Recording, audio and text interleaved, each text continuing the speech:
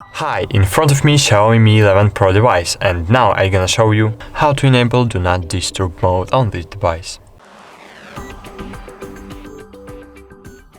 Firstly, open Control Panel, then here you need to find DND button. If you don't see DND here, you need to click on Edit button, then find DND on this part of the screen on black panel and click on the plus button. Then you will see DND here, and by clicking on it, DND mode will be enabled.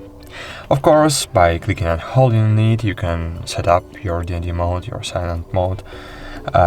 You can set up schedule. You can set up who can call to you and who can message to you. For example, contacts only or only start contacts. And that's it. Thank you for watching. Like this video, subscribe to our channel, and bye. See you.